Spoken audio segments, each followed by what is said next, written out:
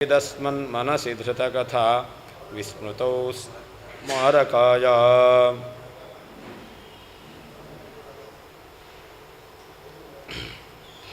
ज्ञानं गृह्णन् तदा साक्षी निर्दोषं चेदियं प्रमा इति सामान्यतः प्रामाण्यञ्च गृह्णन्निवर्तते अत्र सांशयिकत्वाख्या हेतुः स्यात् सिद्धसाधनः।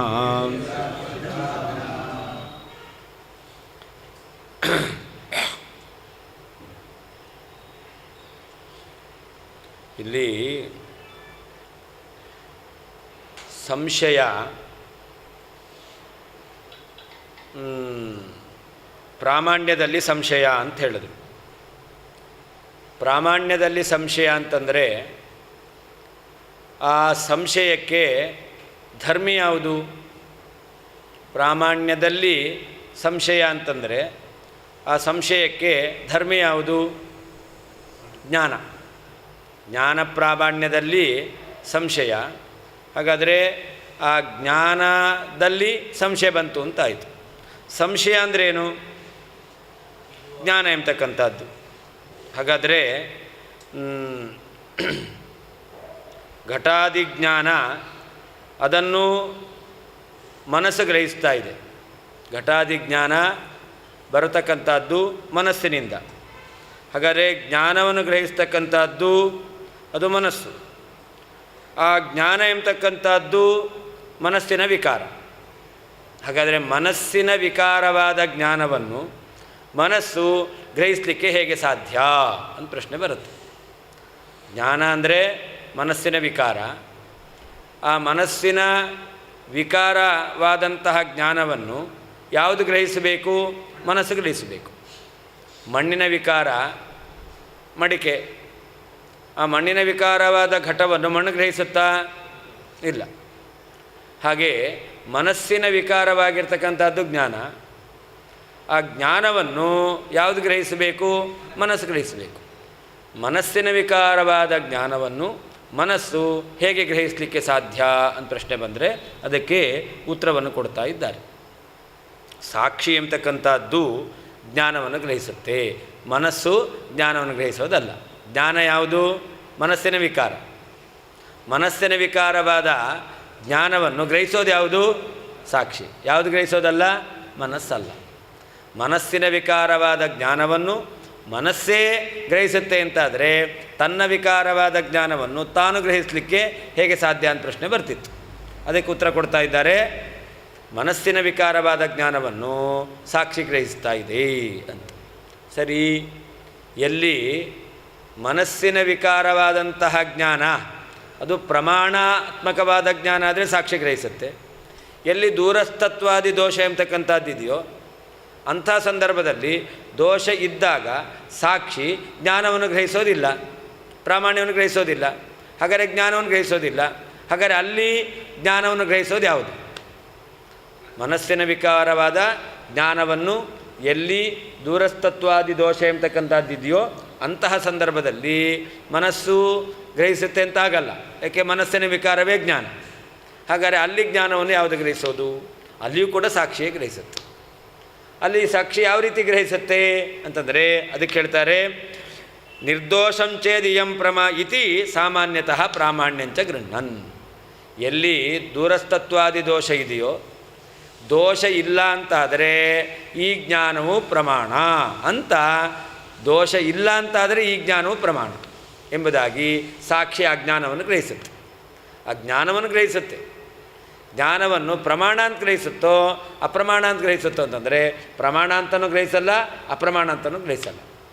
ಮತ್ತೇನಂತ ಗ್ರಹಿಸುತ್ತೆ? ದೋಷ ಇಲ್ಲ ಅಂತಾದರೆ ಪ್ರಮಾಣ ಅಂತ ಅಷ್ಟೇ ಗ್ರಹಿಸುತ್ತೆ. ಆದರೆ ಜ್ಞಾನವನ್ನು ಸಾಕ್ಷಿ ಎಂಬತಕ್ಕಂಥದ್ದು ಗ್ರಹಿಸಿದೆ ಅಂತಾಯಿತು. ಆದ್ದರಿಂದ ಹೇಳ್ತಾರೆ, ಹಿಂದೆ ಅನಭ್ಯಾಸ ದಶಾಪನ್ನ ಜ್ಞಾನ ಪ್ರಾಮಾಣ್ಯಂ ಪರತಃ ಜ್ಞಾಯತೆ ಸಾಂಶಯಿಕತ್ವಾತ್ ಅಂತ ಅವರು ಅನುಮಾನವನ್ನು ಮಾಡಿದರು. ಈ ತಾರ್ಕಿಕರ ಅನುಮಾನಕ್ಕೆ ಈಗ ಸಿದ್ಧ ಸಾಧನತ ಅಂತ ಹೇಳ್ತಾರೆ. ಈಗ ಸಿದ್ಧ ಸಾಧನತ ಅಂದ್ರೇನು? ಮಹಾನಸಃ ವನ್ನಿಮಾನ್ ಧೂಮಾತ್ ಅಂತ ಹೇಳಿದ್ರೆ ಏನು ಹೇಳ್ತೀರಾ ನೀವು? ಮಹಾನಸಃ ವನ್ನಿಮಾನ್ ಧೂಮಾತ್, ಅಡುಗೆ ಮನೆಯಲ್ಲಿ ಬೆಂಕಿ ಇದೆ, ಹೊಗೆ ಇರೋದ್ರಿಂದ ಅಂತ ಹೇಳಿದ್ರೆ ಏನು ಹೇಳ್ತೀರಾ? ಯಾಕೆ ಸಾಧನೆ ಮಾಡ್ತೀರಾ? ನಮಗೆ ಗೊತ್ತೇ ಇದೆ ಅಂತೀರ. ಅದಕ್ಕೇನು ದೋಷ? ಸಿದ್ಧ ಸಾಧನತಾ ಅಂತ ದೋಷ ಅಂತ ಹೇಳ್ತಾರೆ. ಸಿದ್ಧವೇ ಆಗಿದೆ, ಸಾಧನೆ ಮಾಡಬೇಕಾಗಿಲ್ಲ, ಅಂದರೆ ಸಿದ್ಧ ಸಾಧನ ದೋಷ. ಹಾಗೆ ಅವರ ಅನುಮಾನ ಇದೆಯಲ್ಲ, ಅನಭ್ಯಾಸ ದಶಾಪನ್ನ ಜ್ಞಾನ ಪ್ರಾಮಾಣ್ಯಂ ಪರತಃ ಜ್ಞಾಯತೆ ಸಾಂಶಯಿಕತ್ವಾತ್ ಅಂತ ಹೇಳ್ತಾರಲ್ಲ, ಆವಾಗ ಇಂತಹ ಅನುಮಾನಕ್ಕೆ ಏನು ಬರುತ್ತೆ? ಸಿದ್ಧಸಾಂತ ಬರುತ್ತೆ. ಯಾಕೆ ನಾವಿಲ್ಲಿ ಸಂಶಯ ಎಂಬುದಾಗಿ ನಾವು ಒಪ್ಪಿದ್ದೇವೆ. ಆದ್ದರಿಂದಾಗಿ ಆ ಸಂಶಯ ಏನು ಪರತಃ ಜ್ಞಾಯತೆ ಎಂಬುದಾಗಿ ನಾವು ಒಪ್ಪಿರೋದ್ರಿಂದಾಗಿ ಅದು ಅನುಮಾನಕ್ಕೆ ಸಿದ್ಧಸಾಂತ ದೋಷ ಬರುತ್ತೆ. ಅತ್ರ ಸಾಂಶಯಿಕತ್ವಾಖ್ಯ ಹೇತು ಸ್ಯಾತ್ ಸಿದ್ಧ ಸಾಧನಂ. ಇಲ್ಲಿ ಹೇತು ಸಾಂಶಯಿಕತ್ವ ಎಂಬತಕ್ಕಂಥ ಹೇತು ಅದು ನಾವೇನು ಅದು ಪರತಃ ಜ್ಞಾಯತೆ ಅಂತ ಹೇಳ್ತೇವೆ, ಅದು ಇದ್ದೇ ಇದೆ, ಸಾಂಶಯಿಕತ್ವ ಎಂಬತಕ್ಕಂಥದ್ದಿದೆ, ಅಂದ ಸಿದ್ಧಸಾಂತ ದೋಷ ಬರುತ್ತೆ.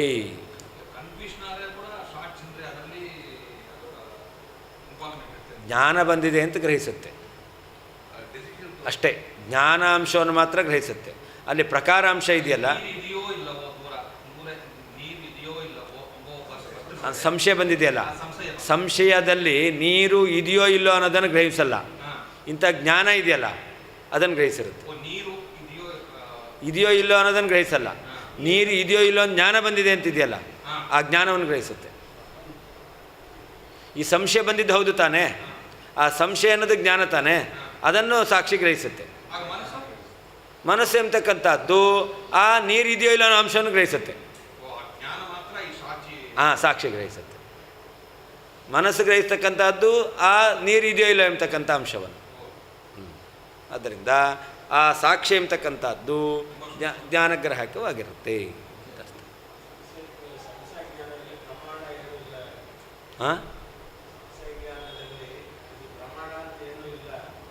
ಜ್ಞಾನ ಬಂದದ್ದು ಸತ್ಯ ತಾನೇ, ಸಂಶಯಾತ್ಮಕ ಜ್ಞಾನ. ಸಂಶಯಾತ್ಮಕ ಜ್ಞಾನ ಬಂದದ್ದಿದೆಯಲ್ಲ ಅದು ಸತ್ಯ ತಾನೇ, ಸಂಶಯ ಬಂದದ್ದು ಸತ್ಯ ತಾನೇ, ಅದನ್ನು ಸಾಕ್ಷಿ ಗ್ರಹಿಸುತ್ತೆ. ಸಂಶಯ ಬಂದಿದೆಯಲ್ಲ ಅದು ಜ್ಞಾನ, ಆ ಜ್ಞಾನವನ್ನು ಸಾಕ್ಷಿ ಗ್ರಹಿಸುತ್ತೆ. ಸಂಶಯಾತ್ಮಕ ಜ್ಞಾನ ಅದನ್ನು ಸಾಕ್ಷಿ ಗ್ರಹಿಸುತ್ತೆ. ಸಂಶಯವನ್ನು ಗ್ರಹಿಸೋದು ವಸ್ತು ನೀರು ಹೌದೋ ಇಲ್ವೋ, ನೀರು ಇದೆಯೋ ಇಲ್ವೋ ಎಂಬುದಾಗಿ ಅದನ್ನು ಗ್ರಹಿಸ್ತಕ್ಕಂಥದ್ದು ಯಾವುದು? ಮನಸ್ಸು.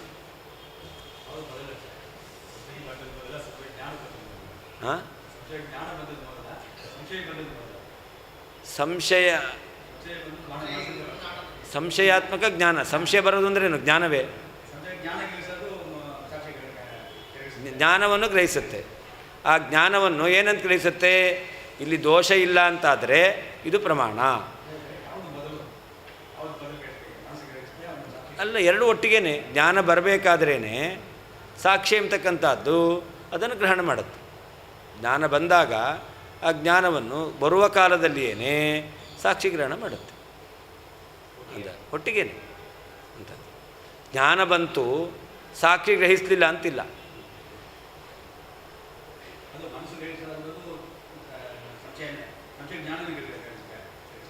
ಯಾವುದು? ಮನಸ್ಸು ಸಂಶಯವನ್ನು. ಹೌದು.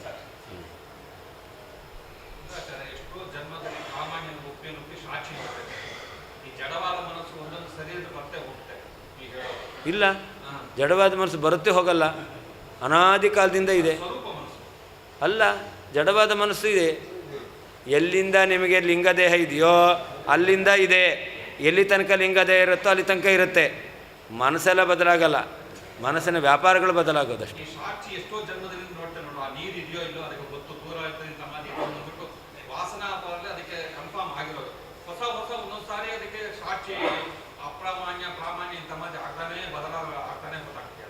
ಅದೆಲ್ಲ ಮನಸ್ಸಿನಿಂದ ಆಗೋದು ಅಂತ, ಸಾಕ್ಷಿಯಿಂದ ಅಲ್ಲ. ಹೌದು ಹೌದು ಹೌದು. ಆದ್ದರಿಂದ ಎಲ್ಲಿ ನಿಮಗೆ ಸಂಶಯ ಬಂತೋ ಅಲ್ಲಿ ಸಾಕ್ಷಿ ಕೆಲಸ ಮಾಡಿರಲ್ಲ, ಅದನ್ನೇ ಹೇಳ್ತಾ ಇರೋದು. ಮನಸ್ಸಿಂದ ಕೆಲಸ ಆಗುತ್ತೆ. ಜ್ಞಾನ ಬಂದ ಸರಿ, ಜ್ಞಾನ ಸತ್ಯ, ಅದರಿಂದ ಅದನ್ನು ಸಾಕ್ಷಿ ಗ್ರಹಣ ಮಾಡುತ್ತೆ. ಸಾಕ್ಷಿ ಸಾಕ್ಷಿಯು ತದಾ ಆಗ, ಅಂದರೆ ಎಲ್ಲಿ ಮನಸ್ಸಿನಿಂದ ಜ್ಞಾನ ಎಂಬತಕ್ಕಂಥದ್ದು ಬಂದಿದೆಯೋ ಅಂತಹ ಸಂದರ್ಭದಲ್ಲಿ ಜ್ಞಾನವನ್ನು ಗೃಹ್ಣನ್ ಗ್ರಹಿಸುತ್ತಾ, ನಿರ್ದೋಷಂ ಚೇತ್ ದೋಷರಹಿತವಾಗಿದ್ದರೆ, ಇಯಂ ಇದು ಪ್ರಮಾಣವು ಇತಿ ಈ ರೀತಿಯಲ್ಲಿ ಸಾಮಾನ್ಯತಃ ಸಾಮಾನ್ಯವಾಗಿ ಪ್ರಾಮಾಣ್ಯಂಚ ಪ್ರಾಮಾಣ್ಯವನ್ನು ಕೂಡ ಗೃಹ್ಣನ್ ಗ್ರಹಿಸಿ ನಿವರ್ತತೆ ಸುಮ್ಮನಾಗುತ್ತದೆ. ಅತ್ರ ಇಂತಹ ಜ್ಞಾನದ ವಿಷಯದಲ್ಲಿ ಸಾಂಶಯಿಕಾಖ್ಯ ಹೇತೋ ಸಾಂಶಯಿಕತ್ವ ಎಂಬತಕ್ಕಂತಹ ಅಪ್ರಾಮಾಣ್ಯ ಪರತೋ ಜ್ಞಾಯತೆ ಎಂಬತಕ್ಕಂಥ ಪರತಸ್ಥವನ್ನು ಸಾಧನೆ ಮಾಡ್ತಕ್ಕಂತಹ ಹೇತುವು ಸಿದ್ಧ ಸಾಧನ, ಅದು ಸಿದ್ಧವಾದ್ದನ್ನೇ ಸಾಧಿಸಿಕೊಡ್ತಾ ಇದೆ. ಅಂದರೆ ಸಿದ್ಧಸಾಂತ ದೋಷ ಎಂಬತಕ್ಕಂಥದ್ದು ಉಳ್ಳದ್ದಾಗಿದೆ ಅಂತ. ಸಾಕ್ಷಿಯು ತದಾ ಮನಸ್ಸಿನಿಂದ ಜ್ಞಾನ ಬಂದಾಗ ಆ ಜ್ಞಾನವನ್ನು ಗ್ರಹಿಸುವಂತಹ ಸಂದರ್ಭದಲ್ಲಿ ಜ್ಞಾನವನ್ನು ಗೃಹ್ಣನ್ ಗ್ರಹಿಸುತ್ತಾ, ನಿರ್ದೋಷಂಚೇತ್ ದೋಷರಹಿತವಾಗಿದ್ದರೆ, ಇಯಂ ಇದು ಪ್ರಮಾಣವಾಗಿದೆ ಇತಿ ಈ ರೀತಿಯಾಗಿ ಸಾಮಾನ್ಯತಃ ಸಾಮಾನ್ಯವಾಗಿ ಪ್ರಾಮಾಣ್ಯಂಚ ಪ್ರಾಮಾಣ್ಯವನ್ನು ಕೂಡ ಗೃಹ್ಣನ್ ಗ್ರಹಿಸಿ ನಿವರ್ತತೆ ಸುಮ್ಮನಾಗುತ್ತದೆ. ಅತ್ರ ಈ ಜ್ಞಾನವನ್ನು ಗ್ರಹಿಸುವಂತಹ ಸಂದರ್ಭದಲ್ಲಿ ಸಾಂಶಯಿಕಾಖ್ಯ ಹೇತು ತಾರ್ಕಿಕರು ಹೇಳತಕ್ಕಂತಹ ಅನಭ್ಯಾಸ ದಶಾಪನ್ನ ಜ್ಞಾನ ಪ್ರಾಮಾಣ್ಯವು ಪರತಃ ಜ್ಞಾಯತೆ ಎಂಬುದಾಗಿ ಸಾಧನೆ ಮಾಡಲಿಕ್ಕೋಸ್ಕರ ಹೇಳಿರುವಂತಹ ಸಾಂಶಯಿಕತ್ವ ಎಂಬತಕ್ಕಂಥ ಹೇತುವು ಸಿದ್ಧ ಸಾಧನ ಏನು ಪರತಃ ಜ್ಞಾಯತೆ ಎಂಬತಕ್ಕಂತಹ ನಾವು ಒಪ್ಪಿರುವ ಪರತಃ ಜ್ಞೇಯತ್ವವನ್ನೇ ಸಾಧಿಸ್ತಾ ಇದೆ. ಅದನ್ನು ಸಿದ್ಧಸಾಂತ ದೋಷ ಬರುತ್ತೆ. ನನು ಸಂಶಯಧರ್ಮೀಭೂತಂ ತಜ್ಞಾನಂ ಕಥಂ ಸಾಕ್ಷಿಣಾ ಗೃಹ್ಯತೆ ಇತ್ಯತಃ. ಸಂಶಯಕ್ಕೆ ಧರ್ಮಿಯಾಗಿರ್ತಕ್ಕಂತಹ ಜ್ಞಾನ ಅಂದರೆ ಯಾವ ಜ್ಞಾನದಲ್ಲಿ ಸಂಶಯ ಎಂಬತಕ್ಕಂಥದ್ದು ಬರ್ತಾ ಇದೆಯೋ, ಹಾಗಾದರೆ ಆ ಸಂಶಯಕ್ಕೆ ಜ್ಞಾನವು ಏನಾಯಿತು? ಧರ್ಮಿ ಆಯಿತು. ಆ ಸಂಶಯಕ್ಕೆ ಧರ್ಮೀಭೂತವಾದಂತಹ ಜ್ಞಾನವನ್ನು ಸಾಕ್ಷಿ ಎಂಬತಕ್ಕಂಥದ್ದು ಹೇಗೆ ಗ್ರಹಿಸುತ್ತೆ? ಸಾಕ್ಷಿ ಏನು ಗ್ರಹಿಸೋದು? ಪ್ರಮಾಣವನ್ನು. ಸಂಶಯವಾದನ್ನು ಗ್ರಹಿಸೋದಿಲ್ಲ. ಹಾಗಾದರೆ ಸಂಶಯಕ್ಕೆ ಧರ್ಮ ಯಾವುದು? ಜ್ಞಾನ. ಆ ಜ್ಞಾನವನ್ನು ಸಾಕ್ಷಿ ಹೇಗೆ ಗ್ರಹಿಸಲಿಕ್ಕೆ ಸಾಧ್ಯ ಅಂತ. ಸಂಶಯಧರ್ಮೀಭೂತಂ ತಜ್ಞಾನಂ ಕಥಂ ಸಾಕ್ಷಿಣಾ ಗೃಹ್ಯತೆ. ಸಾಕ್ಷಿ ಗ್ರಹಿಸಲಿಕ್ಕೆ ಹೇಗೆ ಸಾಧ್ಯ? ಸಾಕ್ಷಿ ಸಂಶಯವನ್ನು ಗ್ರಹಿಸಲ್ಲ ಅಂತ ಹೇಳಿದ್ರಿ. ಹಾಗಾದರೆ ಸಂಶಯಕ್ಕೆ ಧರ್ಮಿಯಾದ ಜ್ಞಾನವನ್ನು ಸಾಕ್ಷಿ ಹೇಗೆ ಗ್ರಹಣ ಮಾಡುತ್ತೆ? ಇತ್ಯತಃ ಅದಕ್ಕೆ ಹೇಳ್ತಾರೆ ಜ್ಞಾನಂ ಅಂತಂದರೆ ಪ್ರಾಮಾಣ್ಯ ಸಂಶಯ ಧರ್ಮೀಭೂತಂ. ಜ್ಞಾನ ಅಂದ್ರೇನು? ಯಾವ ಜ್ಞಾನದಲ್ಲಿ ಪ್ರಾಮಾಣ್ಯ ಸಂದೇಹ ಬರ್ತಾ ಇದೆಯೋ ಆ ಪ್ರಾಮಾಣ್ಯ ಸಂದೇಹವು ಎಲ್ಲಿ ಬರ್ತಾ ಇದೆಯೋ ಆ ಪ್ರಾಮಾಣ್ಯ ಸಂದೇಹಕ್ಕೆ ಧರ್ಮಿಯಾಗಿರ್ತಕ್ಕಂತಹ ಜ್ಞಾನ. ಅಂತಹ ಜ್ಞಾನವು ಜ್ಞಾನವನ್ನು ಇದಂ ಜ್ಞಾನಂ ನಿರ್ದೋಷಂಚೇತ್. ಈ ಜ್ಞಾನದಲ್ಲಿ ದೋಷ ಇಲ್ಲ ಅಂತಾದರೆ ತರ್ಹಿ ಇಯಂ ಇದು ಪ್ರಮಿತಿ ಅಂತ ಇತಿ ಸಾಮಾನ್ಯತಃ ಸಾಮಾನ್ಯತಃ ಪ್ರಾಮಾಣ್ಯಂ ಗೃಹ್ಣನ್ ನಿವರ್ತತೆ. ಸಾಕ್ಷಿ ಎಂಬತಕ್ಕಂಥದ್ದು ಪ್ರಾಮಾಣ್ಯವನ್ನು ಗ್ರಹಿಸುತ್ತೆ. ಪ್ರಾಮಾಣ್ಯವನ್ನು ಹೇಗೆ? ಇದು ಪ್ರಮಿತಿ ಅಂತ ಹೇಳಲ್ಲ, ಈ ಜ್ಞಾನವು ಪ್ರಮಾಣ ಅಂತ ಹೇಳಲ್ಲ, ಮತ್ತು ದೋಷ ಇಲ್ಲ ಅಂತಾದರೆ ಈ ಜ್ಞಾನವು ಯಥಾರ್ಥ ಎಂಬುದಾಗಿ ಸಾಕ್ಷಿ ಗ್ರಹಣ ಮಾಡುತ್ತೆ. ಸಾಮಾನ್ಯತಃ ಗೃಹ್ಣನ್ನಿತ್ಯನೇನ ಪ್ರಾಮಾಣ್ಯಸ್ಯ ಸಾಮಾನ್ಯತಃ ಕಥಂಚಿತ್ ಯಾವಜ್ಞಾನಗ್ರಾಹಕ ಸಾಕ್ಷಿವೇದ್ಯತ್ವಂ ವಕ್ತುಂ ಶಕ್ಯತೆ ಇತಿ ಸೂಚಿತಂ ಅಂತ ನಾವು ಹೇಳಿದ್ದೀವಲ್ಲ. ಪ್ರಾಮಾಣ್ಯ ಎಂಬತಕ್ಕಂಥದ್ದು ಜ್ಞಾನಗ್ರಾಹಕವಾದ ಸಾಕ್ಷಿವೇದ್ಯ ಅಂತ ನೋಡಿ. ಈಗ ಎಲ್ಲಿ ಪ್ರಾಮಾಣ್ಯ ಸಂಶಯಕ್ಕೆ ಕಾರಣಭೂತವಾದಂತಹ ಧರ್ಮೀಭೂತವಾದ ಜ್ಞಾನ ಬಂದಿದೆಯೋ ಅಂಥ ಕಡೆಯಲ್ಲೂ ಕೂಡ ಸಾಕ್ಷಿ ಎಂಬತಕ್ಕಂಥದ್ದು ಆ ಜ್ಞಾನವನ್ನು ಪ್ರಮಾಣ ಅಂತ ಗ್ರಹಿಸುತ್ತೆ. ಹೇಗೆ ಪ್ರಮಾಣ ಅಂತ ಗ್ರಹಿಸುತ್ತೆ? ಸಾಮಾನ್ಯತಃ ಈ ಜ್ಞಾನದಲ್ಲಿ ದೋಷ ಎಂಬತಕ್ಕಂಥದ್ದಿಲ್ಲ. ಅರ್ಥಾತ್ ಇಲ್ಲಿ ಸಂಶಯಕ್ಕೆ ಕಾರಣವಾಗಿರ್ತಕ್ಕಂಥದ್ದು ಇಲ್ಲ ಅಂತಾದರೆ, ನಿರ್ದೋಷವಾಗಿದೆ ಅಂತಾದರೆ ಆಗ ಇದು ಪ್ರಮಾಣ ಅಂತ ಹೇಳುತ್ತೆ. ಹಾಗಾದರೆ ಈ ಜ್ಞಾನದಲ್ಲಿ ಸಾಮಾನ್ಯತಃ ಪ್ರಾಮಾಣ್ಯವನ್ನು ಗ್ರಹಿಸ್ತೋ ಇಲ್ವೋ? ಸರ್ವತಃ ಪ್ರಾಮಾಣ್ಯವೇ ಇಲ್ಲ ಅಂತಲೇ ಹೇಳಲ್ಲ, ಅಪ್ರಮಾಣ ಅಂತ ಹೇಳಲ್ಲ. ಇದು ದೋಷರಹಿತವಾಗಿದೆ ಅಂತಾದರೆ ಇದು ಪ್ರಮಾಣವಾಗಿದೆ. ಹಾಗಾದರೆ ಆ ಜ್ಞಾನದಲ್ಲಿ ಸಾಮಾನ್ಯತಃ ಪ್ರಾಮಾಣ್ಯವನ್ನು ಸಾಕ್ಷಿ ಗ್ರಹಣ ಮಾಡಿದೆ. ಅದರಿಂದ ಎಲ್ಲ ಜ್ಞಾನದಲ್ಲಿಯೂ ಕೂಡ ಸಾಕ್ಷಿ ಎಂಬತಕ್ಕಂಥದ್ದು ಪ್ರಾಮಾಣ್ಯವನ್ನು ಗ್ರಹಣ ಮಾಡುತ್ತೆ ಎಂಬತಕ್ಕಂಥದ್ದು ಸರಿ. ಪ್ರಾಮಾಣ್ಯವನ್ನು ಗ್ರಹಣ ಮಾಡುತ್ತೆ ಅಂತಂದರೆ ಸಂಪೂರ್ಣವಾಗಿ ಪ್ರಾಮಾಣ್ಯವನ್ನು ಗ್ರಹಣ ಮಾಡುತ್ತೆ ಅಂತಲ್ಲ, ಸಾಮಾನ್ಯತಃ ಪ್ರಾಮಾಣ್ಯವನ್ನು ಗ್ರಹಣ ಮಾಡುತ್ತೆ. ಸಾಮಾನ್ಯತಃ ಅಂದರೆ ಏನರ್ಥ? ದೋಷ ಇಲ್ಲ ಅಂತಾದರೆ ಈ ಜ್ಞಾನವು ಪ್ರಮಾಣವಾಗಿದೆ ಎಂಬುದಾಗಿ ಸಾಕ್ಷಿ ಪ್ರಾಮಾಣ್ಯವನ್ನು ಗ್ರಹಣ ಮಾಡುತ್ತೆ. ಸಾಮಾನ್ಯತಃ ಗೃಹ್ಣ ನಿತ್ಯನೇನ, ಸಾಕ್ಷಿಯು ಸಾಮಾನ್ಯತಃ ಪ್ರಾಮಾಣ್ಯವನ್ನು ಗ್ರಹಣ ಮಾಡುತ್ತೆ ಅಂತ ಹೇಳಿದ್ರಿಂದ ಪ್ರಾಮಾಣ್ಯಸ್ಯ ಸಾಮಾನ್ಯತಃ ಕಥಂಚಿತ್ ಯಾವ ಜ್ಞಾನಗ್ರಾಹಕ ಸಾಕ್ಷಿವೇದ್ಯತ್ವಂ ವಕ್ತುಂ ಶಕ್ಯತೆ ಇತಿ ಸೂಚಿತಂ. ಆ ಪ್ರಾಮಾಣ್ಯ ಎಂಬತಕ್ಕಂಥದ್ದು ಸಾಮಾನ್ಯವಾಗಿ ಹೇಗಾದರೂ ಕಥಂಚಿತ್ ಏನಾಗಿದೆ, ಪ್ರಾಮಾಣ್ಯವನ್ನು ಗ್ರಹಣ ಮಾಡತಕ್ಕಂತಹ ಸಾಕ್ಷಿಯಿಂದ ಅದು ಗ್ರಾಹ್ಯವಾಗಿದೆ. ಅದರಿಂದ ಸಾಕ್ಷಿ ಎಂಬತಕ್ಕಂಥದ್ದು ಯಾವ ಜ್ಞಾನ? ಎಲ್ಲ ಜ್ಞಾನ. ಯಾವ ಜ್ಞಾನ ಅಂತಂದರೆ ಎಲ್ಲ ಜ್ಞಾನ. ಎಲ್ಲ ಜ್ಞಾನವನ್ನು ಕೂಡ ಸಾಮಾನ್ಯತಃ ಪ್ರಮಾಣ ಎಂಬುದಾಗಿ ಗ್ರಹಿಸುತ್ತೆ ಅಂತ ಹೇಳಲಿಕ್ಕೆ ಬರುತ್ತೆ. ಸಾಕ್ಷಿಯು ಎಲ್ಲ ಜ್ಞಾನವನ್ನು ಸಾಮಾನ್ಯತಃ ಪ್ರಮಾಣ ಅಂತ ಗ್ರಹಿಸುತ್ತೆ ಅಂತ ಹೇಳಲಿಕ್ಕೆ ಬರುತ್ತೆ. ಯಾಕೆ? ಯಾವುದೇ ಜ್ಞಾನ ಬಂದರೂ ಕೂಡ, ಸಂಶಯಾತ್ಮಕ ಜ್ಞಾನ ಬಂದಾಗಲೂ ಕೂಡ ಆ ಜ್ಞಾನವನ್ನು ಸಾಕ್ಷಿ ಏನಂತ ಗ್ರಹಿಸುತ್ತೆ? ಈ ಜ್ಞಾನದಲ್ಲಿ ದೋಷ ಇಲ್ಲ ಅಂತಾದರೆ ಇದು ಪ್ರಮಾಣ ಆಗುತ್ತೆ ಅಂತ ಗ್ರಹಿಸುತ್ತೆ. ಆದ್ದರಿಂದ ಸಾಕ್ಷಿ ಎಂಬತಕ್ಕಂಥದ್ದು ಈ ಜ್ಞಾನವು ದೋಷ ಇಲ್ಲ ಅಂತಾದರೆ ಪ್ರಮಾಣ ಆಗುತ್ತೆ ಅಂತ ಗ್ರಹಿಸೋದ್ರಿಂದ ಆ ಜ್ಞಾನದಲ್ಲಿಯೂ ಸಾಮಾನ್ಯತಃ ಪ್ರಾಮಾಣ್ಯವನ್ನು ಗ್ರಹಣ ಮಾಡದಂತೆ ಆಯಿತು. ಆದ್ದರಿಂದ ಸಾಕ್ಷಿಯು ಎಲ್ಲ ಜ್ಞಾನದಲ್ಲಿಯೂ ಸಾಮಾನ್ಯತಃ ಪ್ರಾಮಾಣ್ಯ ಗ್ರಹಣ ಮಾಡುತ್ತೆ ಅಂತ ಹೇಳಲಿಕ್ಕೆ ಬರುತ್ತೆ.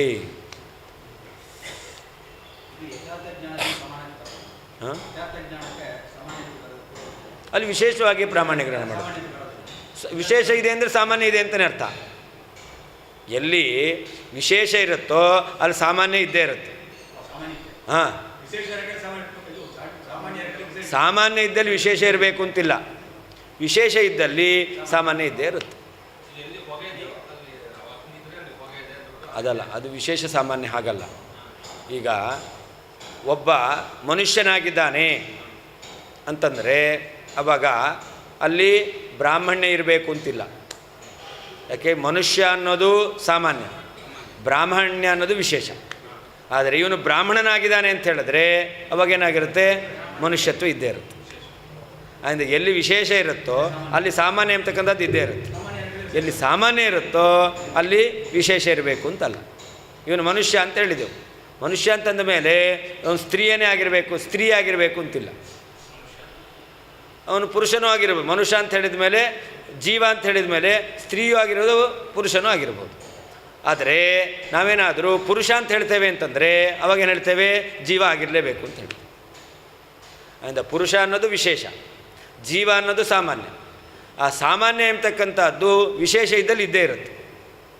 ಇದು ಹಲಸಿನ ಮರ ಅಂತಂದರೆ ಮರ ಎಂಬತಕ್ಕಂಥದ್ದು ಹೌದೇ ಹೌದು. ಮರ ಅಂತ ಸಾಮಾನ್ಯ ಆಗಿದೆ ಅಂದರೆ ಅದು ಹಲಸಾಗಿರಬೇಕು ಅಂತಿಲ್ಲ.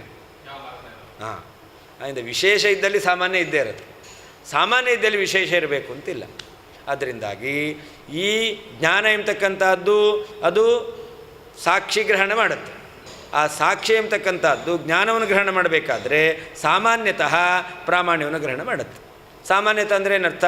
ದೋಷ ಇಲ್ಲ ಅಂತಾದರೆ ಈ ಜ್ಞಾನವು ಪ್ರಮಾಣವೇ ಎಂಬುದಾಗಿ ಗ್ರಹಣ ಮಾಡುತ್ತೆ. ತತ್ರ ತನ್ನಿಶ್ಚಯ ರೂಪ ನ ಭವತಿ ಇತಿ ಭಾವ. ಅಲ್ಲಿ ಪ್ರಾಮಾಣ್ಯ ನಿಶ್ಚಯ ಆಗಲ್ಲ. ಯಾಕೆ?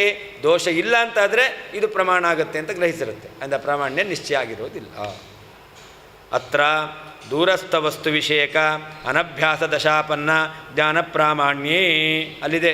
ಅತ್ರ ಅಂತ ವಾಕ್ಯದ ವಾದಿರಾಜರ ವಾಕ್ಯದಲ್ಲಿದೆ. ಅದಕ್ಕೆ ಹೇಳ್ತಾರೆ ಅತ್ರ ಅಂದರೆ ಏನರ್ಥ?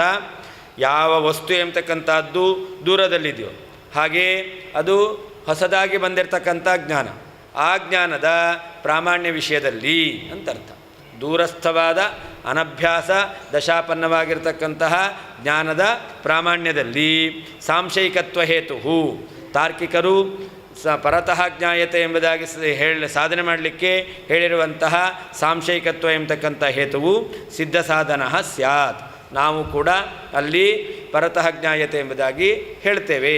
ಅದರಿಂದ ಹೇತುವನ್ನು ನಾವು ಪರತಸ್ತ್ವ ಸಾಧಕ ಎಂಬುದಾಗಿ ಒಪ್ಪಿದ್ದೇವೆ, ಸಿದ್ಧಸ ಅಂತ ಬರುತ್ತೆ. ತತ್ರ ಮಯಾಪಿ ಸ್ವತಸ್ತ್ವ ಅನಂಗೀಕಾರಾದಿತಿ ಭಾವ ಅಂತ ಅನಭ್ಯಾಸ ದಶಾಪನ್ನ ವಸ್ತು ವಿಷಯಕ ಜ್ಞಾನ ಪ್ರಾಮಾಣ್ಯದಲ್ಲಿ ಸಾಂಶಯಿಕತ್ವ ಹೇತು ಎಂಬತಕ್ಕಂಥದ್ದು ಅಲ್ಲಿ ಇದೆ ಅಂತಾದರೆ ಅಲ್ಲೇನು ಹೇಳ್ತೇವೆ ನಾವು, ಸ್ವತಃ ಪ್ರಾಮಾಣ್ಯ ಇಲ್ಲ ಎಂಬುದಾಗಿ ಸ್ವತಸ್ತ್ವ ಅನಂಗೀಕಾರ ಒಪ್ಪದೇ ಇರೋದರಿಂದಾಗಿ ಅವರೇನು ಸಾಧನೆ ಮಾಡ್ತಾ ಇದ್ದಾರೆ, ಸಿದ್ಧಸಾಂತ ಎಂಬತಕ್ಕಂಥ ದೋಷ ಬರುತ್ತೆ.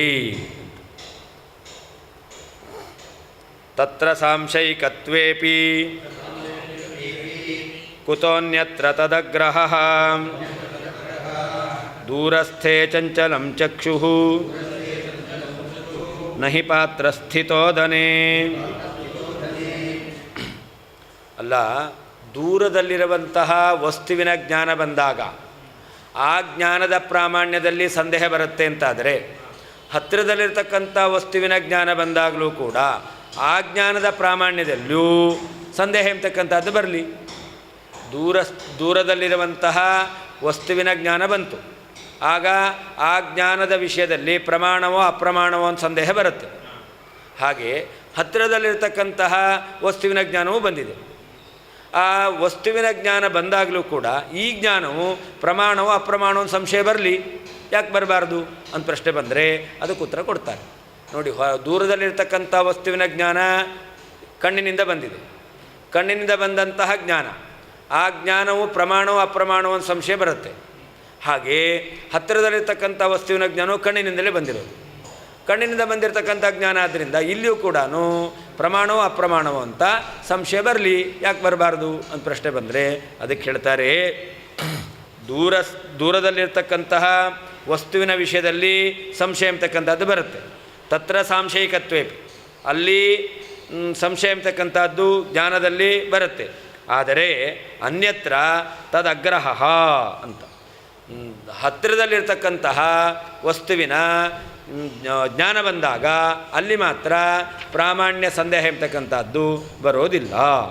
ಯಾಕೆ ಅಂತಂದರೆ, ದೂರದಲ್ಲಿರ್ತಕ್ಕಂತಹ ವಸ್ತುವಿನ ವಿಷಯದಲ್ಲಿ ಆಗಬೇಕಾದ್ರೆ ಈ ಕಣ್ಣಿದೆಯಲ್ಲ ಅದು ಚಾಂಚಲ್ಯ ಎಂಬತಕ್ಕಂಥ ದೋಷವನ್ನು ಹೊಂದಿದೆ. ಆದರೆ ಹತ್ತಿರದಲ್ಲಿರ್ತಕ್ಕಂತಹ ವಸ್ತುವಿನ ವಿಷಯದಲ್ಲಿ ಚಕ್ಷುರೇಂದ್ರಿಯಕ್ಕೆ ಚಾಂಚಲ್ಯ ಎಂಬತಕ್ಕಂಥ ದೋಷ ಇಲ್ಲ. ಆದ್ದರಿಂದಾಗಿ ದೋಷ ಎಂಬತಕ್ಕಂಥದ್ದು ಇಲ್ಲದೇ ಇರೋದರಿಂದ ಹತ್ತಿರದಲ್ಲಿರ್ತಕ್ಕಂಥ ವಸ್ತುವಿನ ಜ್ಞಾನ ಬಂದಾಗ ಆ ಜ್ಞಾನದಲ್ಲಿ ಈ ಜ್ಞಾನ ಪ್ರಮಾಣವೋ ಅಪ್ರಮಾಣವೋ ಸಂಶಯ ಬರಲ್ಲ.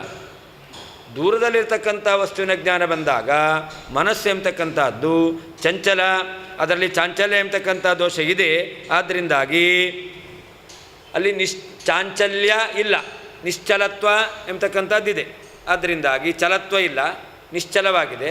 ಆದ್ದರಿಂದಾಗಿ ಹತ್ತಿರದಲ್ಲಿರ್ತಕ್ಕಂಥ ವಸ್ತುವಿನ ಜ್ಞಾನ ಬಂದಾಗ ಅಲ್ಲಿ ಪ್ರಾಮಾಣ್ಯ ಸಂಶಯ ಎಂಬತಕ್ಕಂಥದ್ದು ಬರೋದಿಲ್ಲ ಅಂತ ಹೇಳ್ತೇವೆ. ಹಾಗಾದರೆ ಹತ್ತಿರದಲ್ಲಿರ್ತಕ್ಕಂಥ ವಸ್ತುವಿನ ಜ್ಞಾನವೂ ಜ್ಞಾನ, ದೂರದಲ್ಲಿರ್ತಕ್ಕಂಥ ವಸ್ತುವಿನ ವಸ್ತುವಿನ ನೋಡಿದಾಗ ಬಂದದ್ದು ಜ್ಞಾನ. ಹಾಗಾದರೆ ಆ ಜ್ಞಾನದಲ್ಲಿ ಜ್ಞಾನ ಬಂದಾಗ ಪ್ರಾಮಾಣ್ಯ ಸಂಶಯ ಬರುತ್ತೆ ಅಂತಂದರೆ ಈ ವಸ್ತುವಿನ ಜ್ಞಾನ ಬಂದಾಗ ಈ ಜ್ಞಾನದಲ್ಲಿಯೂ ಕೂಡ ಸಂಶಯ ಬರಲಿ ಅಂತಂದರೆ ಅದಕ್ಕೆ ಅವಕಾಶ ಇಲ್ಲ. ಯಾಕೆ ಅಲ್ಲಿ ಅದೇ ಹತ್ತಿರದಲ್ಲಿ ಅದಕ್ಕೆ ಹೇಳ್ತಾರೆ ಯಾವುದು ಅಂತಂದರೆ ಪಾತ್ರಸ್ಥಿತ ಓದನ ಅಂತ. ಎಲೆಯಲ್ಲಿ ಅನ್ನ ಹಾಕಿದ್ದಾರೆ, ಎಲೆಯಲ್ಲಿ ಅನ್ನ ಹಾಕಿದಾಗ ಇದು ಅನ್ನ ಹೌದೋ ಅಲ್ವೋ ಅಂತ ಯಾರಿಗೆ ಸಂಶಯ ಬರುತ್ತಾ? ಇಲ್ಲ. ದೂರದಲ್ಲಿ ಒಂದಿಷ್ಟು ಎಲೆಯಲ್ಲಿ ಅನ್ನ ಹಾಕಿಟ್ಟಿದ್ದಾರೆ, ಅವಾಗೇನು ಅನಿಸುತ್ತೆ? ಅದು ಅನ್ನವೋ ಬೇರೆ ಏನಾದರೂ ಆಗಿದೆಯೋ ಅಂತ ಅನಿಸುತ್ತೆ. ಹಾಗಾದರೆ ದೂರದಲ್ಲಿರ್ತಕ್ಕಂಥ ವಸ್ತುವಿನಲ್ಲಿ ಹತ್ತಿರದಲ್ಲಿರ್ತಕ್ಕಂತಹ ವಸ್ತು ಅನ್ನ ಅಂತ ಯಾವ ರೀತಿಯಲ್ಲಿ ನಮಗೆ ನಿಶ್ಚಯ ಜ್ಞಾನ ಬರುತ್ತೋ ಸಂಶಯ ಬರೋದಿಲ್ವೋ, ಅದೇ ದೂರದಲ್ಲಿ ಆ ಅನ್ನ ಎಂಬತಕ್ಕಂಥದ್ದು ಇದ್ದಾಗ ನಮಗೆ ಅಲ್ಲಿ ಸಂಶಯ ಎಂಬತಕ್ಕಂಥದ್ದು ಬರುತ್ತೆ, ನಿಶ್ಚಯ ಎಂಬತಕ್ಕಂಥದ್ದು ಬರೋದಿಲ್ಲ. ಹಾಂ, ಕಣ್ಣಿನ ದೋಷ ಅಲ್ಲ, ದೂರ ವಸ್ತುವಿನ ದೋಷ.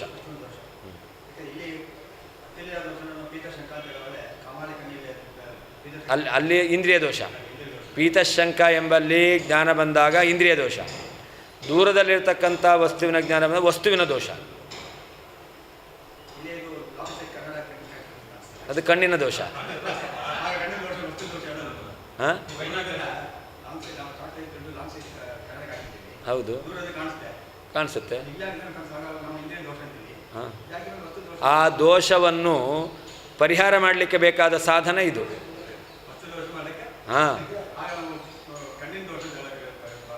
ಅಲ್ಲಲ್ಲ, ದೂರಸ್ಥ ಎಂಬತಕ್ಕ ದೋಷವನ್ನು ಈ ಏನು ನಾಶ ಮಾಡುತ್ತೆ ಅದು.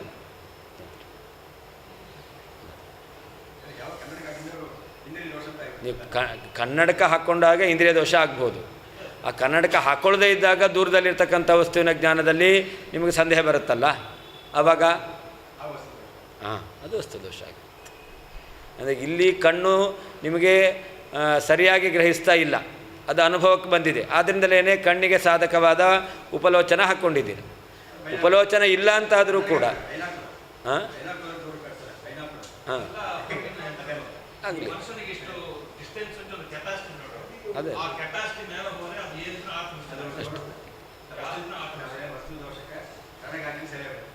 ನಿಮಗೆ ದೂರದಲ್ಲಿರ್ತಕ್ಕಂತಹ ಚಂದ್ರ ಮೈನಾಕ್ಯುಲರಿಂದ ನೋಡಿದ್ರು ಹೇಗೆ ಕಾಣಿಸ್ತಾನೆ? ಎಷ್ಟು ದೊಡ್ಡದಾಗಿ ಕಾಣಿಸ್ತಾನೆ? ಎಷ್ಟು ದೊಡ್ಡದಾಗಿ ಕಾಣಿಸ್ತಾನೆ? ಅಷ್ಟೇ. ಚಂದ್ರನ ಪರಿಮಾಣ ಎಷ್ಟಿದೆ ಅಷ್ಟು ಕಾಣಿಸುತ್ತಾ? ಅಷ್ಟೇ. ಆಗ ದೂರಸ್ಥತ್ವ ದೋಷ ಇದ್ದೆ. ಹಾಂ, ವಸ್ತು ದೋಷವೇ ಅದು. ದೂರಸ್ಥತ್ವ ಎಂಬುದು ವಸ್ತು ದೋಷ. ಏನು ಪ್ರಮಾಣ? ಚಂದ್ರ ಅಲ್ಲ ಅಂತಲ್ಲ, ಚಂದ್ರನ ಪರಿಮಾಣ. ಚಂದ್ರ ಅಲ್ಲ, ಚಂದ್ರನೇ. ಚಂದ್ರನಲ್ಲಿರ್ತಕ್ಕಂತಹ ಅಳತೆ ಇದೆಯಲ್ಲ, ಅಷ್ಟೇ ಅಳತೆ ಅಲ್ಲ.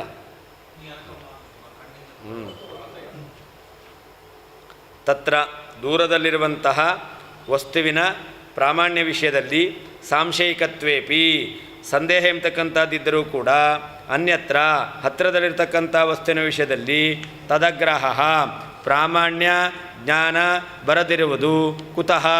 ಪ್ರಾಮಾಣ್ಯ ಸಂದೇಹ ಬರದೇ ಇರತಕ್ಕಂಥದ್ದು ಕುತಃ? ಯಾಕೆ ಅಂತಂದರೆ ಚಕ್ಷುಹು ಕಣ್ಣು ದೂರಸ್ಥೆ ದೂರದಲ್ಲಿರುವಂತಹ ವಸ್ತುವಿನ ವಿಷಯದಲ್ಲಿ ಚಂಚಲಂ ಹೇಗೆ ಚಾಂಚಲ್ಯವನ್ನು ಹೊಂದಿದೆಯೋ ಪಾತ್ರಸ್ಥಿತ ಓದನೆ ಹತ್ತಿರದಲ್ಲಿರ್ತಕ್ಕಂತಹ ಪಾತ್ರೆಯಲ್ಲಿರತಕ್ಕಂತಹ ಅನ್ನದ ವಿಷಯದಲ್ಲಿ ಚಂಚಲಂ ನಹಿ ಚಂಚಲವಾಗಿಲ್ಲ. ಆದ್ದರಿಂದ ದೂರದಲ್ಲಿರ್ತಕ್ಕಂತಹ ವಸ್ತುವಿನ ವಿಷಯದಲ್ಲಿ ಚಂಚಲವಾದ ಮನಸ್ಸು ಚಂಚಲವಾದ ಕಣ್ಣು ದೋಷ ಇದೆ, ಆದ್ದರಿಂದ ಅಲ್ಲಿ ಸಂಶಯ ಬರುತ್ತೆ. ಹತ್ತಿರವಾಗಿರ್ತಕ್ಕಂತಹ ವಸ್ತುವಿನ ವಿಷಯದಲ್ಲಿ ಕಣ್ಣು ಚಂಚಲ ಆಗಿಲ್ಲ, ಆದ್ದರಿಂದ ಅಲ್ಲಿ ಸಂಶಯ ಬರಲ್ಲ. ನಾನು ದೂರಸ್ಥ ಜಲಾದಿಜ್ಞಾನ ಪ್ರಾಮಾಣ್ಯೆ ಸಂಶಯೇ ಪ್ರಾಮಾಣ್ಯತ್ವಾತ್ ಅವಿಶೇಷಾತ್ ಸಮೀಪಸ್ಥ ಜ್ಞಾನ ಪ್ರಾಮಾಣ್ಯೇಪಿ ಸಂದೇಹ ಸ್ಯಾತ್ ಇತ್ಯತಃ. ದೂರದಲ್ಲಿರ್ತಕ್ಕಂತಹ ನೀರು ಅಂತ ಜ್ಞಾನ ಬಂದಾಗ ಆ ನೀರಿನ ಜ್ಞಾನ ಪ್ರಾಮಾಣ್ಯದಲ್ಲಿ ಸಂಶಯ ಅಂತಕ್ಕಂಥದ್ದು ಬರುತ್ತೆ. ಹಾಗೆ ಅಲ್ಲಿ ಪ್ರಾಮಾಣ್ಯದಲ್ಲಿ ಯಾವ ರೀತಿಯಲ್ಲಿ ಸಂಶಯ ಬರುತ್ತೋ ಹಾಗೆ ಹತ್ತಿರದಲ್ಲಿರ್ತಕ್ಕಂತಹ ವಸ್ತುವಿನ ಜ್ಞಾನ ಪ್ರಾಮಾಣ್ಯದಲ್ಲೂ ಕೂಡ ಸಂಶಯ ಅಂತಕ್ಕಂಥದ್ದು ಬರಲಿ. ಯಾಕೆ? ಇಲ್ಲೂ ಪ್ರಾಮಾಣ್ಯ ಇದೆ, ಅಲ್ಲೂ ಪ್ರಾಮಾಣ್ಯ ಇದೆ. ಪ್ರಾಮಾಣ್ಯ ವಿಷಯದಲ್ಲಿ ಜ್ಞಾನ ಪ್ರಾಮಾಣ್ಯ ವಿಷಯದಲ್ಲಿ ಹತ್ತಿರದಲ್ಲಿರ್ತಕ್ಕಂಥ ವಸ್ತುವಿನಲ್ಲಿಯೂ ಕೂಡ ಸಂಶಯ ಬರಲಿ. ಯಾಕೆ ಅಂತಂದರೆ ಅದು ಜ್ಞಾನ ಆಗಿದೆ. ಹಾಗೆ ದೂರದಲ್ಲಿರ್ತಕ್ಕಂತಹ ವಸ್ತುವಿನ ವಿಷಯಕ ಜ್ಞಾನ ಪ್ರಮಾಣದಲ್ಲಿ ಸಂಶಯ ಬರುತ್ತೆ, ಅದು ಜ್ಞಾನ ಆಗಿದೆ. ಹಾಗಾದರೆ ಆ ಜ್ಞಾನದಲ್ಲಿರುವಂತಹ ಪ್ರಾಮಾಣ್ಯ ವಿಷಯದಲ್ಲಿ ಸಂಶಯ ಬರುತ್ತೆ ಅಂತಂದರೆ ಈ ಜ್ಞಾನದಲ್ಲಿರ್ತಕ್ಕಂಥ ಪ್ರಾಮಾಣ್ಯ ವಿಷಯದಲ್ಲೂ ಕೂಡ ಸಂಶಯ ಬರಲಿ. ಯಾಕೆ ಬರಬಾರ್ದು ಅಂತಂದರೆ ಅದಕ್ಕೆ ಹೇಳ್ತಾರೆ ತತ್ರ ಐತಿ. ತತ್ರ ಅಂದರೆ ಏನರ್ಥ? ದೂರಸ್ಥ ಜಲಜ್ಞಾನ ಪ್ರಾಮಾಣ್ಯ, ದೂರದಲ್ಲಿರುವಂತಹ ನೀರಿನ ಜ್ಞಾನದ ಪ್ರಾಮಾಣ್ಯ ವಿಷಯದಲ್ಲಿ. ಅನ್ಯತ್ರ ಅಂದರೆ ಏನರ್ಥ? ಸಮೀಪಸ್ಥ ವಸ್ತು ವಿಷಯಕ ಜ್ಞಾನೇ, ಹತ್ತಿರದಲ್ಲಿರ್ತಕ್ಕಂತಹ ವಸ್ತುವನ್ನು ಗ್ರಹಿಸ್ತಕ್ಕಂತಹ ಜ್ಞಾನ ವಿಷಯದಲ್ಲಿ. ತದಗ್ರಹ ಪ್ರಾಮಾಣ್ಯ ಅನಿಶ್ಚಯ ಅಂತ. ಪ್ರಾಮಾಣ್ಯ ನಿಶ್ಚಯ ಆಗದೇ ಇರುವಿಕೆ ಕುತಃ ಅಂತ. ಯಾಕೆ ಬರಲ್ಲ ಅಂತ ಅರ್ಥ. ಅದಕ್ಕೆ ಅತ್ರ ಅರ್ಥಾಂತರನ್ಯಾಸಂ ಕರೋತಿ.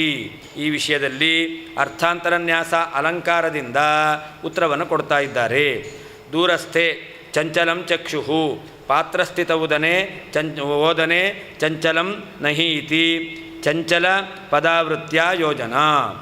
ದೂರದಲ್ಲಿರ್ತಕ್ಕಂತಹ ವಸ್ತುವಿನ ವಿಷಯದಲ್ಲಿ ಚಕ್ಷಸ್ಸು ಚಂಚಲವಾಗಿದೆ, ಆದರೆ ಹತ್ತಿರದಲ್ಲಿರ್ತಕ್ಕಂತಹ ಪಾತ್ರೆಯಲ್ಲಿರ್ತಕ್ಕಂತಹ ಅನ್ನದ ವಿಷಯದಲ್ಲಿ ಮನಸ್ಸು ಚಕ್ಷಸ್ಸು ಚಂಚಲ ಆಗಿಲ್ಲ ಎಂಬುದಾಗಿ ಆ ಚಂಚಲ ಪದವನ್ನು 2 ಸರ್ತಿ ನಾವು ಇಟ್ಕೊಳ್ಬೇಕು. ಒಂದು ಸರ್ತಿ ದೂರದಲ್ಲಿರ್ತಕ್ಕಂತಹ ವಸ್ತುವಿನ ವಿಷಯದಲ್ಲಿ ಚಕ್ಷಸ್ಸು ಚಂಚಲ ಆಗಿದೆ, ಹತ್ತಿರದಲ್ಲಿರ್ತಕ್ಕಂಥ ವಸ್ತು ವಿಷಯದಲ್ಲಿ ಚಕ್ಷಸ್ಸು ಚಂಚಲ ಆಗಿಲ್ಲ ಅಂತ. ತದ್ವತ್ ಸಮೀಪಸ್ಥ ಜ್ಞಾನ ಪ್ರಾಮಾಣ್ಯಮಪಿ ಸಾಕ್ಷಿ ನಿರ್ಣಯೇ ದೇವ ಇತಿ ಭಾವ. ಅದರಂತೆ ಹತ್ತಿರದಲ್ಲಿರ್ತಕ್ಕಂತಹ ವಸ್ತುವಿನ ಜ್ಞಾನ ಪ್ರಾಮಾಣ್ಯವನ್ನು ಸಾಕ್ಷಿ ಎಂಬತಕ್ಕಂಥದ್ದು ಗ್ರಹಿಸುತ್ತೆ, ದೂರದಲ್ಲಿರ್ತಕ್ಕಂತಹ ವಸ್ತುವಿನ ಜ್ಞಾನ ಪ್ರಾಮಾಣ್ಯವನ್ನು ಸಾಕ್ಷಿ ಎಂಬತಕ್ಕಂಥದ್ದು ಗ್ರಹಿಸುವುದಿಲ್ಲ.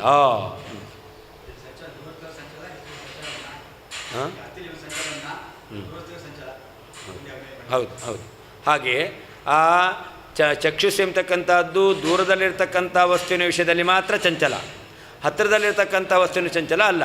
ಹಾಗೆ ಸಾಕ್ಷಿಯು ಕೂಡ ದೂರದಲ್ಲಿರ್ತಕ್ಕಂಥ ವಸ್ತು ವಿಷಯದಲ್ಲಿ ಮಾತ್ರ ಪ್ರಾಮಾಣ್ಯ ಸಂದೇಹ ಎಂಬತಕ್ಕಂಥದ್ದು ಬರುತ್ತೆ, ಹತ್ತಿರದಲ್ಲಿರ್ತಕ್ಕಂಥ ವಸ್ತುವಿನ ಜ್ಞಾನ ವಿಷಯದಲ್ಲಿ ಪ್ರಾಮಾಣ್ಯ ಎಂಬತಕ್ಕಂಥದ್ದು ಬರೋದಿಲ್ಲ. ಸಾಕ್ಷಿಯಿಂದ ಅಂತಲ್ಲ, ಪ್ರಾಮಾಣ್ಯ ವಿಷಯದಲ್ಲಿ ಸಂದೇಹ ಎಂಬತಕ್ಕಂಥದ್ದು ಬರೋದಿಲ್ಲ. ಗೋಪಾಲದಾಸರ ಆರಾಧನೆ, ಅದಕ್ಕೋಸ್ಕರ ಒಂದು 10 ನಿಮಿಷ ಗೋಪಾಲದಾಸರ ಚಿಂತನೆ ಎಂಬತಕ್ಕಂಥದ್ದನ್ನು ಮಾಡೋಣ.